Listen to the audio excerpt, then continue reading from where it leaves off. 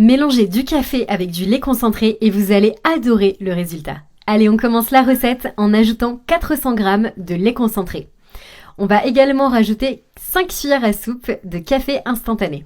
Et ici, vous allez pouvoir vous aider d'un fouet et vous allez commencer à bien mélanger la préparation jusqu'à ce que le café soit bien dissous dans le lait concentré.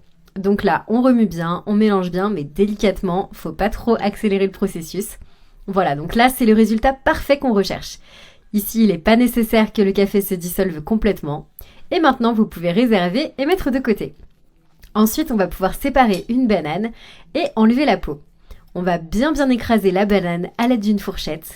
Voilà, là c'est le résultat idéal. Et ici, on n'a plus qu'à maintenant verser la banane écrasée dans notre mélange au café. Et on n'a plus qu'à bien mélanger à nouveau le tout. Donc là, on mélange bien, on remue bien jusqu'à ce qu'on obtienne un liquide qui est très homogène.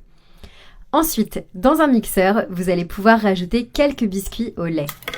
Vous les cassez légèrement et vous ajoutez maintenant 80 g de biscuits. Vous n'avez plus qu'à couvrir et on va broyer tous nos biscuits. Ensuite, on retire la lame du mixeur et on poursuit avec le reste de la recette. Donc ici, on va verser les biscuits broyés dans le lait concentré. Maintenant, on va bien remuer, bien mélanger à nouveau la préparation. Ça, c'est le résultat idéal qu'on recherche. Et maintenant, on n'a plus qu'à verser notre mélange dans une casserole. Donc là, on n'hésite pas, on ajoute vraiment tout le contenu. Et maintenant, on n'a plus qu'à passer à la cuisson. Donc ici, on va allumer tout simplement le feu et on va laisser cuire. Donc ici, moi, j'augmente le feu sur feu moyen et je remue doucement jusqu'à ce que le mélange commence à bien épaissir.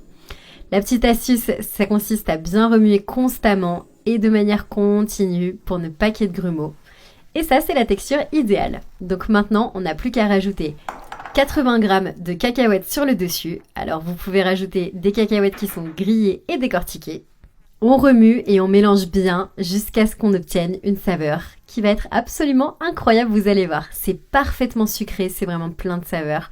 Ça, c'est le résultat idéal. Regardez, la texture est plus épaisse et la confiture ne colle pas à la casserole, ça veut dire que c'est parfait.